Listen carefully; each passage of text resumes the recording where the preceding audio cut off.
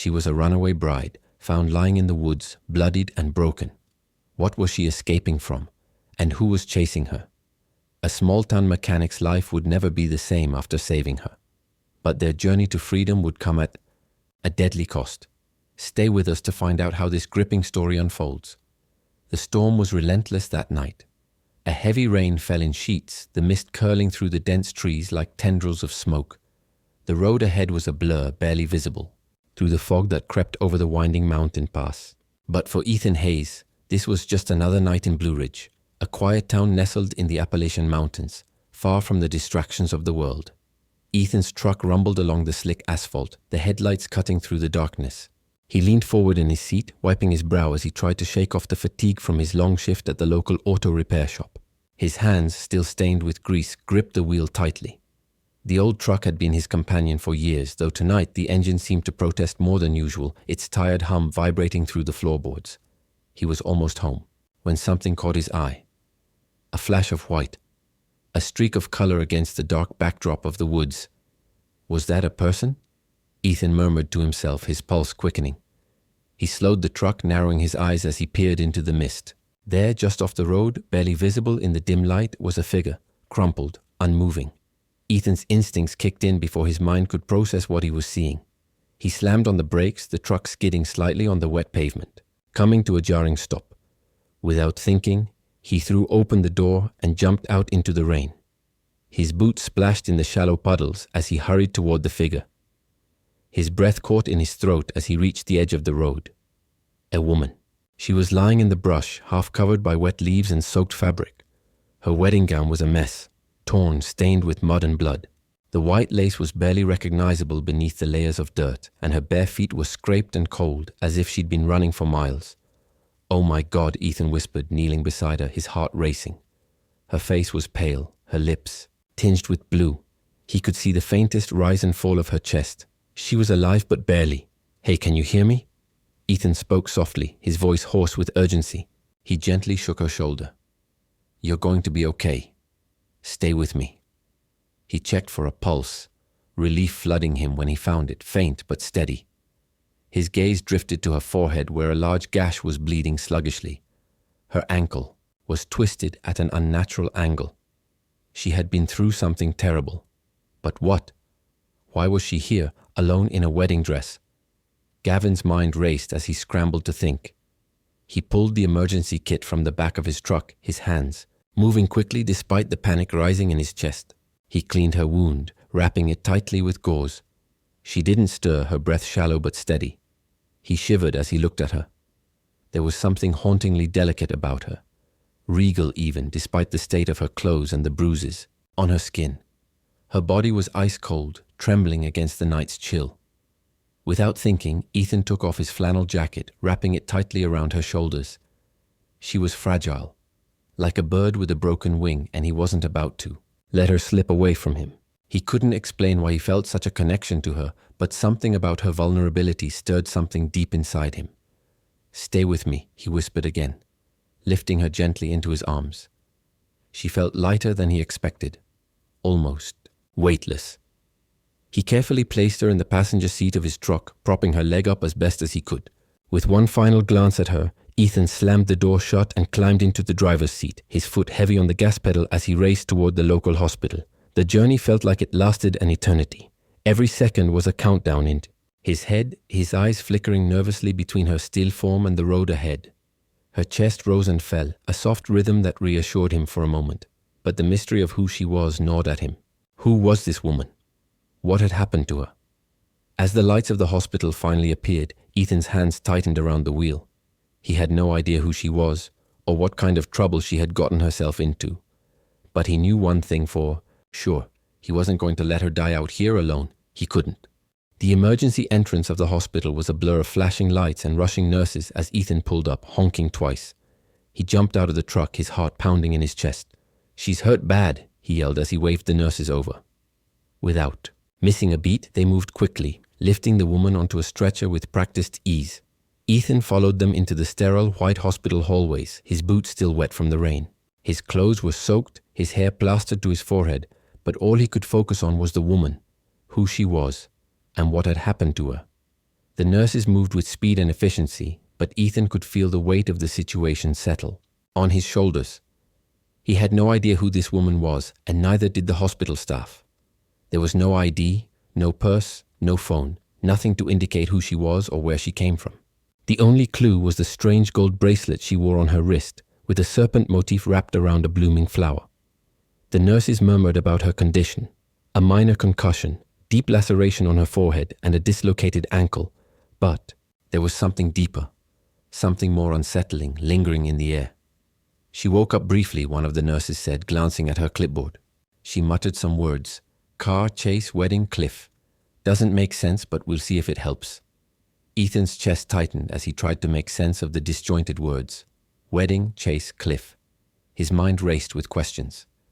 What had she been running from? Why was she wearing a wedding gown? And why had she been alone, left to die in the woods? The nurse left, and Ethan remained standing in the corner of the waiting room, staring at the door to the intensive care unit. The fluorescent lights above buzzed faintly, the sterile smell of antiseptic hanging in the air. He couldn't shake the feeling that something wasn't right. There was more to this woman than met the eye. The soft beep of the heart monitor was the only sound in the sterile hospital room, steady and rhythmic. Ethan sat in a chair by the window, his legs stretched out but his mind racing. He couldn't shake the image of the woman, the way she looked so vulnerable, so lost. She wasn't just any woman. The wedding dress, the blood, the way her eyes were filled with a quiet fear. Something was terribly wrong. He had never been the type to get involved in drama or mysteries. He was a mechanic, a simple man leading a quiet life. But everything about this situation felt off. Why had she been out there in the woods alone in a wedding dress?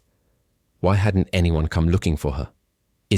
Amelia, he corrected himself, was still unconscious.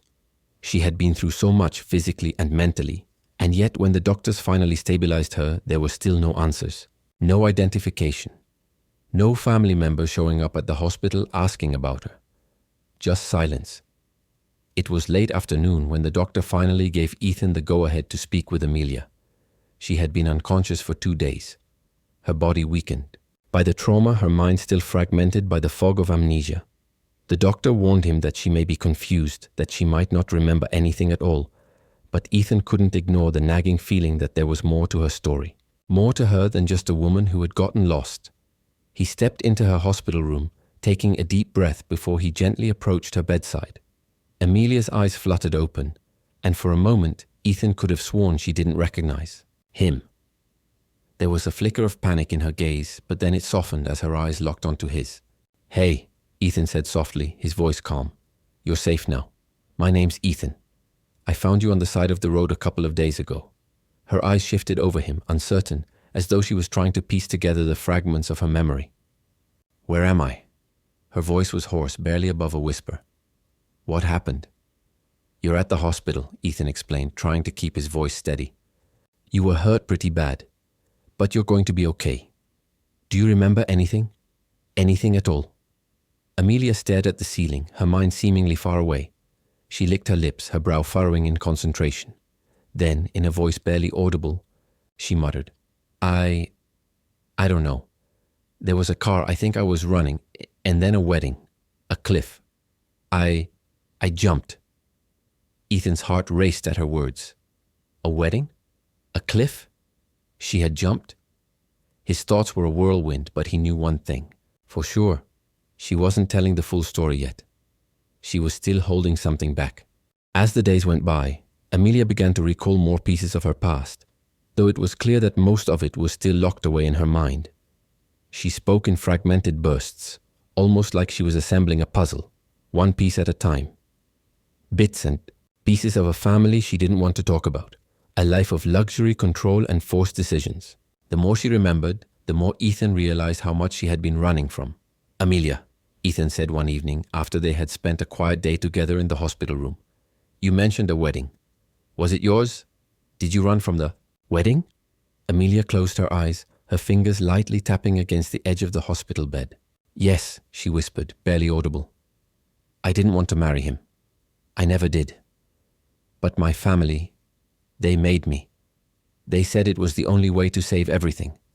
My father's company, my family's reputation. Her voice trembled, the vulnerability in her words unmistakable. I thought I could run, I thought I could escape, but I was wrong. Who was he? The man you were supposed to marry? Ethan asked, his voice soft, though the question burned in his mind. Amelia bit her lip, her eyes filled with a haunting mixture of anger and fear. Richard Vale, she said, the name bitter on her tongue. My family's business partner. A businessman. Cold. Controlling. He didn't care about me. He only wanted control over everything. I was a pawn, nothing more. Ethan felt a surge of anger. No one should ever feel like that, like they were nothing more than a piece in someone else's game. But the more she spoke, the more Ethan understood just how deeply her family's expectations had weighed on her. She had lived in a gilded cage, suffocated by luxury, but never truly free. Amelia's memories came in waves, and with each wave, Ethan saw more of the person she had been forced to be, a woman whose freedom had been stolen from her by her family. But Ethan also saw a woman who was beginning to fight back, a woman who was beginning to reclaim herself. As the days passed, the hospital staff continued to run tests on her, trying to find out more about her condition. But for Amelia, the physical wounds were easier to heal than the emotional ones. Her trauma ran deep. Ethan could see it in her eyes, in the way she flinched at loud noises, in the way she recoiled from unfamiliar faces. One afternoon, as they sat in the hospital garden, Amelia turned to Ethan with a determined look on her face. I can't stay here, she said firmly. I need to leave. I can't go back to that life. I can't go back to him. Ethan's heart sank, but he understood. He had seen the fear in her eyes. He knew that going back meant giving in to everything she had been running from. You don't have to go back, Ethan assured her, his voice steady. You can stay here. I'll help you. But Amelia shook her head. No, I need to do this on my own. I need to find out who I am without them. I need to be free. As the days stretched into a week, Amelia's strength grew. She no longer needed help with basic tasks, though her legs still ached from the injury. The mental scars, however, would take much longer to heal. Ethan continued to visit her every day, offering quiet companionship. He would bring her books to read, sit by her bedside, and talk about his life in the small town. He didn't pressure her to remember things, but he offered her a safe space to heal, to breathe, and to feel like she wasn't alone. And in return, Amelia began to open up to him in ways she hadn't with anyone else. She began to see Ethan, not just as a stranger who had found her in the woods, but as someone who genuinely cared about her well-being. I never had this, Amelia confessed one evening, her voice barely above a whisper. I never had someone who cared about me for me. I only ever mattered because of what I could do for my family. You're different. Ethan reached out and gently touched her hand. I care about you because you matter, Amelia. You're not just a name. You're not just someone's pawn. You're a person, and you deserve more than what they gave you. Amelia looked up at him, her eyes filled with a mix of gratitude and something more. Something she hadn't allowed herself to feel in a long time. Hope. The days in Blue Ridge had grown quieter, the weather turning from heavy rains to crisp, clear skies. The mountain air had a refreshing quality to it, and the town seemed to slow down, just like the rest of Ethan's life. But for Amelia, every day felt like a countdown, a reminder that the freedom she had fought for might only be temporary. Ethan had done his best to provide her with some semblance of normalcy. He'd taken her to the small local market for fresh produce, showing her the quiet, comforting rhythms of the town. The sounds of crickets, the chatter of neighbors, the distant hum of a lawnmower. These were things that, for the first time, seemed to ground her. Yet, behind her calm demeanor, the fear of being found remained ever present. She had been through too much to simply forget the danger that loomed over her. Every time someone knocked on the door, her heart would race. Every car that slowed in front of the house made her tense. Ethan could see it. He could see how difficult it was for her to trust that she was safe. And he could feel the weight of her decision hanging in the air. She could no longer remain hidden forever. Her past was closing in on her, and the feeling of being hunted was never far from her mind. It started with a noise. It was late one evening when Ethan heard it. A faint sound, like footsteps on the gravel outside. At first he dismissed it, thinking it was just the wind, or maybe some animals in the woods. But as the minutes ticked by, the feeling in his gut grew stronger. Ethan stood up from his chair, pushing the front door open just enough to peer outside. The moonlight bathed the yard, in pale silver, casting long shadows along the ground. Nothing moved. But then his eyes caught it. The car. A dark SUV parked at the edge of the road, its engine barely running. No one had come this far out into the woods for no reason. And as Ethan's gaze locked onto the vehicle, a cold wave of realization washed over him. They had found her. Ethan's heart began to race. He quickly shut the door and locked it behind him, making sure the house was secure. He turned to Amelia, who had been sitting on the couch, lost in thought. "Amelia," he said, quietly, walking over to her. "I think they found us." She looked up, her eyes instantly filled with panic. Her breathing quickened, and her hand reached out as if trying to steady herself. "What do you mean?" she asked, voice shaky. "They're outside," Ethan said, his voice low and serious. "I don't know how they tracked us, but it's happening. They know where we are." Amelia's face went pale. "I can't go back. I can't." Her voice trailed off as she buried her face in her hands, her body trembling with fear. Ethan's instinct was to protect her, to keep her safe no matter what. It took. "We need to go," he said urgently. "Now." She looked up at him, fear in her eyes, but there was something else there too. Something that had shifted within her in the past few days. A glimmer of strength. Amelia stood, wiping her face, and nodded. "Where do we go?" Ethan looked out the window again, his mind racing. "I have a place. It's off the grid. We'll be safe there, at least for a while." They packed quickly, barely exchanging words, their movements swift and purposeful. Ethan grabbed the essentials, his emergency bag with money, tools, and some basic supplies. Amelia took only the bare minimum, including the small leather-bound journal she had started keeping in the past few days, where she had written down fragments of her memories. They slipped out the back door and into the woods, moving quickly to avoid being seen. Ethan led the way, guiding her through the thick forest that surrounded his cabin. The path was familiar to him, the winding trail through the trees one he'd walked 100 times. But tonight it felt different. Every crack of a branch underfoot, every rustle in the leaves sent his heart racing. He couldn't shake the feeling that they were being watched. Behind them, the SUV remained parked, its dark silhouette barely visible in the moonlight. The sound of tires crunching on the gravel echoed through the woods, and Ethan quickened his pace, urging Amelia to keep up. "Stay close," he whispered, his voice barely audible. "We can't let them see us." They continued walking for what seemed like hours, the chill of the night air pressing against their skin.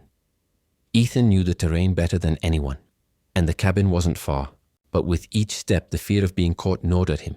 Suddenly they heard it, a car door slamming in the distance, the faint sound of footsteps. "They're coming," Amelia whispered, her voice cracking. Ethan cursed under his breath, pulling her into a small thicket of trees. They crouched low, holding their breath as the sound of the SUV's engine started up again. The headlights cut through the darkness, their beam flicking over the path they had just taken.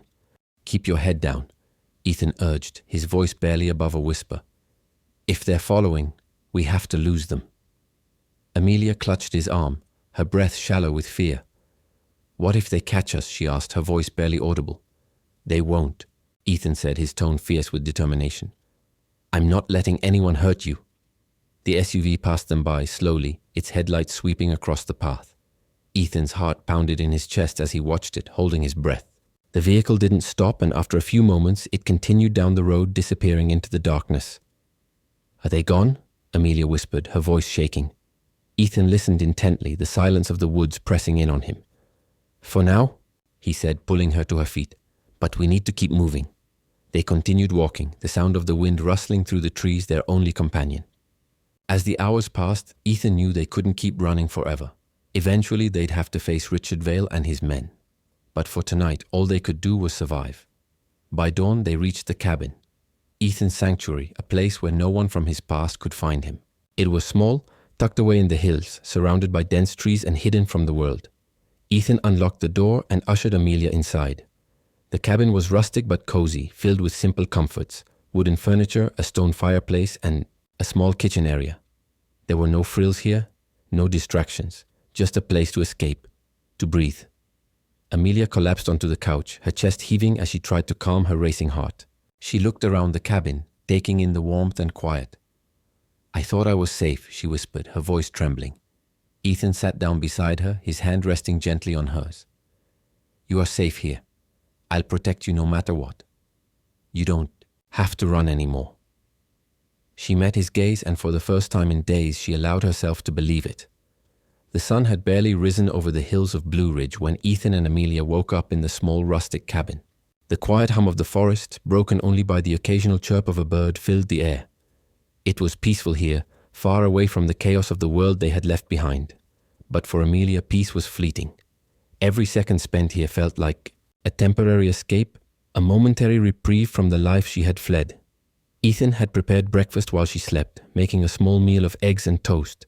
It wasn't much, but it was all they had for now. As they ate in silence, the weight of their situation pressed on both of them. Ethan had been quiet all morning, his mind clearly racing, while Amelia's thoughts drifted back to the memories she had regained in flashes, some clear, others still fragmented. "How long do you think we can stay here?" Amelia asked, her voice soft but tinged with worry. She hadn't asked the question outright, but she had been thinking about it for days. How long could they hide out here in the woods, away from everyone, with Richard Vale's men still hunting her? Ethan set down his fork, his eyes meeting hers. "As long as we need to," he said, though there was a note of uncertainty in his voice. "But I won't lie to you, Amelia, we can't run forever." Amelia swallowed hard, nodding slowly. She had known that all along. Eventually, they would have to confront her past, confront the people who had been hunting her. She couldn't stay, hidden in this cabin forever. But at that moment, the thought of returning to her old life, the life her family had planned for her, felt impossible. "I'm not going back to that life," she said firmly, her voice growing stronger with each word. "I won't let them control me again." Ethan nodded in understanding, but there was something else behind his eyes. Something that wasn't just concern for her safety. It was the fear of losing her, of her running back into the clutches of her old life, where everything was dictated by wealth and power. But he didn't say that. He didn't need to. "You don't have to go back," he said quietly. "But whatever you decide, I'm with you. I'm not leaving your side." For the first time in days, Amelia allowed herself to relax. Ethan had been her rock since she had arrived in Blue Ridge, helping her heal, helping her remember, and most of all, making her feel like she wasn't alone in the world. She had always thought of herself as a prisoner in her own life, bound by her family's expectations, trapped by her wealth and privilege. But here with Ethan, she felt free. It was hours later when the knock came. The sound was faint at first, like a soft tap against wood. But in the quiet of the cabin, it was unmistakable. Amelia froze, her heart racing in her chest. Ethan was already on his feet, moving toward the window to peer out. He'd taught her to be cautious in the few days they'd been here, to never trust anyone who might be looking for her. "Stay here," he whispered, his voice low and tense. He moved toward the door, but before he could reach it, the knock came again, louder this time, more insistent. Amelia's breath caught in her throat. "Who is it?" she asked, her voice shaking slightly. Her instinct was to hide, but she didn't know if that was even an option anymore. They couldn't keep running forever. Ethan hesitated for a moment, his hand hovering over the door. "I don't know," he said, his voice tight. "But I don't think it's someone we want to meet." Without another word, he grabbed a small crowbar from under the table and motioned for Amelia to stay back. He cracked the door open just a sliver, enough to see who was outside, but not enough to let anyone in. Amelia's heart pounded in her chest as she watched from the shadows. A man stood on the other side, tall and imposing, wearing a long coat and a hat that shielded his face. His eyes were sharp, scanning the surroundings like he knew exactly what he was looking for. Amelia's stomach dropped.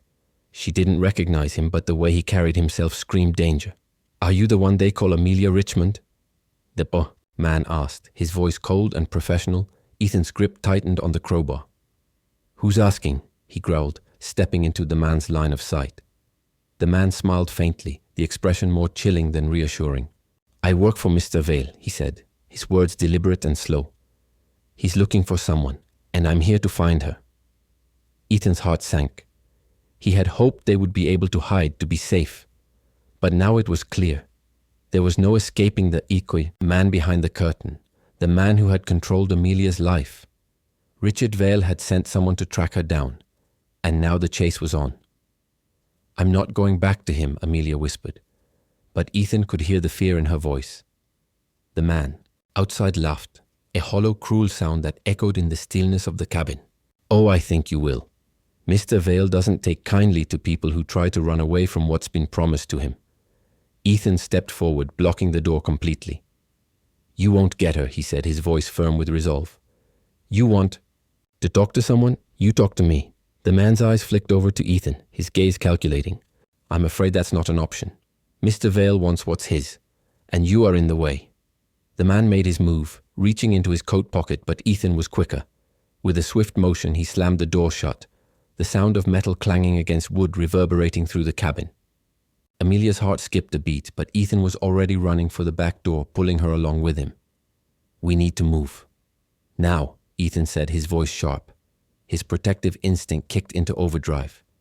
He didn't know what to do next, but he wasn't about to let her go back to Richard Vale. Not now, not ever. Amelia's mind was racing as she followed him. Where are we going? Anywhere but here, Ethan replied, pulling her toward the small forest trail behind the cabin. We can't let him find us. As they moved deeper into the woods, the weight of the situation became clear. This wasn't just a fight for Amelia's freedom anymore. It was a fight for survival. Behind them, the sound of footsteps grew louder, closer. The man from earlier was pursuing them. But Ethan had a plan, a way to lose him, at least for now. They were in the heart of the woods now, far from any roads or tracks. Ethan had known this terrain since he was a boy. He knew the shortcuts, the hidden paths, and the places where the ground was too rough for a vehicle to reach. As the sound of footsteps faded into the distance, Amelia turned to Ethan, her eyes filled with gratitude and something deeper. I can't thank you enough, she said softly, for everything. Ethan smiled, though it was strained. You don't have to thank me. I'm not going to let anyone hurt you. Not while I'm still breathing. The woods were still, save for the occasional rustle of leaves in the wind. Amelia's breath was ragged, her heart pounding in her chest, and every sound seemed amplified in the silence. Ethan moved quickly ahead, his mind racing with every step. He didn't know what their next move would be, but he knew one thing. There was no turning back now. They had to face Richard Vale and his men, but not in the way they had planned. Not as fugitives running from the past, but as people who were ready to claim their future. Ethan glanced over his shoulder to check on Amelia, who was trying to keep up, her face pale but determined. I can't keep running, Ethan, Amelia said, her voice trembling but firm. I won't be controlled anymore. I have to face them. Ethan stopped, looking her dead in the eye. He understood the fear in her voice, but there was something else there too. Resolve, courage, a strength she hadn't fully realized she possessed until now. You don't have to do this alone, he said softly, his hand gently brushing her cheek. I'm with you no matter what happens. Amelia nodded, her lips pressing together in a thin line. She didn't want to be afraid anymore. She didn't want to let the weight of her past define her. She wanted something more. Something real. And that something was with Ethan. We'll do this together, she whispered, her voice steady now. I won't go back to that life. The decision had been made. Ethan and Amelia knew they couldn't stay hidden forever. It was time to confront the people who had stolen her freedom and her life. The plan was simple but risky. Go to Richard Vale's estate, confront him and his family, and take back control of her future. They arrived at the gates of the estate just as the evening sun began to dip below the horizon, casting a golden glow over the manicured lawns and towering buildings. The mansion loomed before them like a symbol of everything Amelia had once been forced to endure. Ethan parked the truck just outside the gates, his knuckles white from gripping the wheel. Amelia sat silently beside him, staring out the window at the estate. It was strange to think that she had once lived here, that this grand imposing building had been her prison. This is it, she said quietly, her voice filled with a mixture of fear and determination. Are you sure about this? Ethan turned. To her, his eyes filled with reassurance. You're not going through this alone. We're doing this on your terms, Amelia. You've come this far. Now it's time to take back what's yours. She nodded, her hand finding his in the darkness. Let's go. They walked up the long driveway, the sound of their footsteps the only noise in the growing dusk. As they approached the front door, a butler opened it, his expression one of surprise and confusion when he saw Amelia standing before him. Miss Richmond, he said, his voice hesitant. We thought you were... I'm not dead, Amelia interrupted, her voice clear and unwavering. Tell my mother and Richard Vale I'm here. The butler seemed taken aback but nodded, stepping aside to let them pass. As they entered the grand foyer, the familiar scent of polished wood and expensive perfume flooded Amelia's senses. Everything in this house felt like a distant memory now, one she wanted to forget. They were led into the grand drawing room where Richard Vale and her mother, Eleanor Richmond, were seated. Richard looked up first, his smug expression faltering when he saw Amelia. "Well, well, well," Richard said, his voice dripping with disdain. "The runaway bride finally comes home. Did you think we wouldn't find you?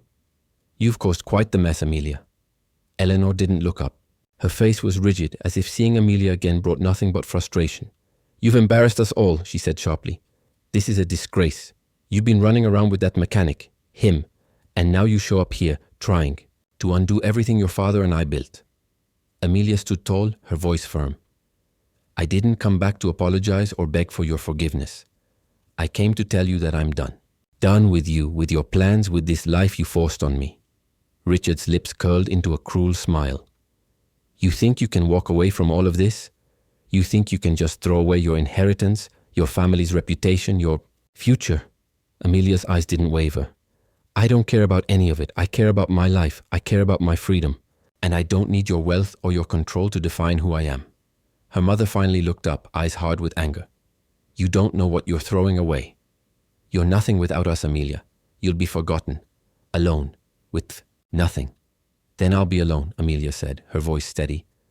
"But I'll be free." Ethan stood by her side, his presence a quiet strength. "We're leaving. We're going to build our own life, and nothing you say can change that." Richard's face twisted with fury, but he said nothing. He didn't have to. His expression said it all.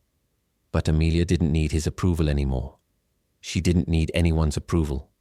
Amelia turned to Ethan, and without a word they walked out of the mansion together. This time it wasn't about escaping. It wasn't about running away. It was about walking away on her own terms. As they stepped back outside into the cool evening air, Amelia looked up at the sky, the stars beginning to shine through the darkened sky. She felt lighter, freer than she ever had before. "You did it," Ethan said softly, his voice full of admiration. Amelia smiled, a true smile, one that reached her eyes. "We did it," she corrected, squeezing his hand. "We're finally free." Days turned into weeks, and Amelia began to embrace her new life. She and Ethan moved into a small house outside of Blue Ridge, where the sounds of nature and the quiet of the mountains became their new reality. It wasn't glamorous. It wasn't luxurious. But it was theirs. Amelia started her own business, a small boutique in town where she sold handmade goods, from jewelry to candles, things she'd always been passionate about but never had the chance to explore. Ethan continued to run his auto shop, but now with more purpose. They made a living together, side by side, without the pressure of wealth or status.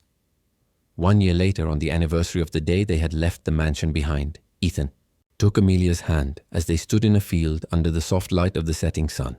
They had no grand ceremony, no guests, no extravagance, just a quiet private moment between two people who had fought for their love and freedom. "I love you, Amelia," Ethan said, his voice filled with sincerity. "I love you too," she replied, her eyes bright with the promise of the future. "This is where I belong, where we belong." They kissed under the twilight sky, the stars above them as witness to their love. A love built on freedom, trust, and the quiet strength of two people who had found their way to each other against all odds. In the end, Amelia and Ethan's story reminds us that true freedom comes from the courage to stand up for ourselves, no matter how daunting the journey may seem. It teaches us that we are not defined by our past, wealth, or expectations, but by our choices and the strength to break free. Love, resilience, and the pursuit of personal truth lead to the most rewarding life. If you found inspiration in this story, don't forget to subscribe to our channel for more heartfelt tales that empower and inspire. Your support motivates us to keep sharing more meaningful stories with you.